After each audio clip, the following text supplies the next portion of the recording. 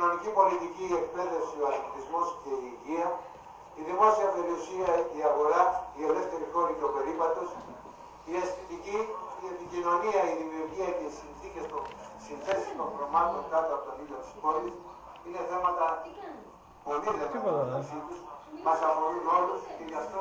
Για να μην σε ενοχλεί, ρε Παρασκευή. Έχουμε θέσεις, έχουμε γράφω ένα βίντεο. Πρόσωπα και κατευθύνσεις. Ζητάμε την ευρύτερη δυνατή συνένεση. Ζητάμε την ευρύτερη δυνατή συμμετοχή και συνεννόηση. Δεν θα επιτρέψουμε καμία άλλη αναβολή και αδράμια. Δεν έχουμε να φοβηθούμε τίποτα. Μιλάμε καθαρά, ανοιχτά και ελεύθερα. Έχουμε σχέδιο και δείξαμε σε όλη μας τη διαδρομή ότι έχουμε αρχές. Έχουμε πρόσωπα, όχι δεν και καλά αναγνωρίσιμα, αλλά αναγνωρισμένα στους χώρους δουλειάς, στη γειτονιά, στους τομείς τους. Για όλα αυτά που μας ενώνουν και για όλα άλλα πολλά που αναζητάμε, θέλουμε να βρεθούμε. Τις επιμέρους προτάσεις μας και τους στόχους μας θα τα καταθέσουμε σε δημόσια συζήτηση. Δεν θα παρουσιάσουμε ένα ψεύτικο πρόγραμμα που το έχουμε όλοι στο τσεπάλι για δημοσιασμό. Πάμε για οικολογικές μεγάλες προτάσεις και αναπτυξιακού χαρακτήρα.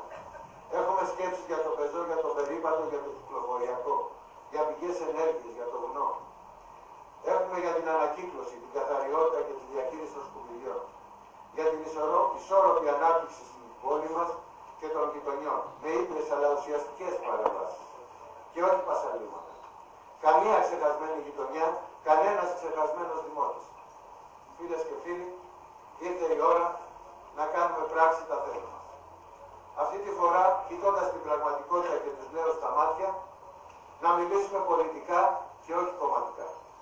Δεν μας επιτρέπεται να εθελοτυφλούμε άλλο. Αυτός άλλωστε είναι και ο λόγος της επαναδραστηριοποίησής μου και της δικής μου συμμετοχής.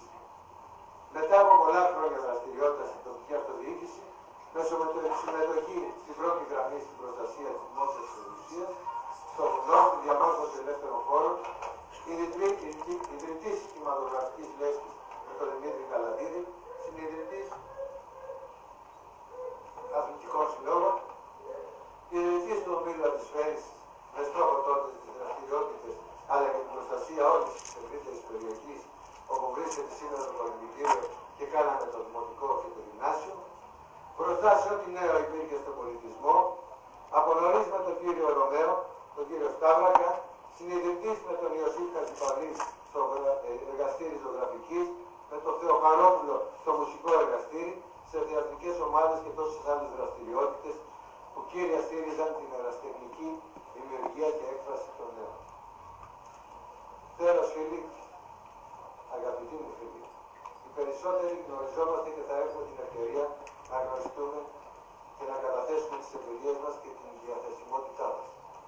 Κλείνοντας, θα ήθελα να τονίσω ότι για αυτή την απαραίτητη συνεννόηση πρέπει να πείσουμε όλους τους συμπολίτες μας.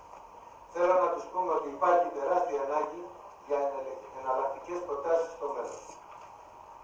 Αυτές τις επιλογές πρέπει να τις ψάξουμε, να τις βρούμε και να τις αναπτύξουμε σήμερα.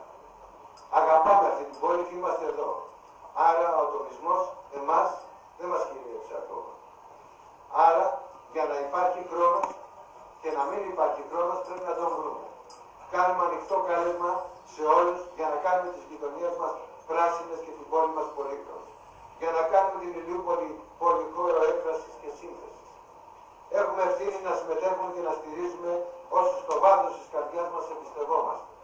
Κλείστε τα πια στα όμορφα λόγια και στις ψεύτικες εικόνες.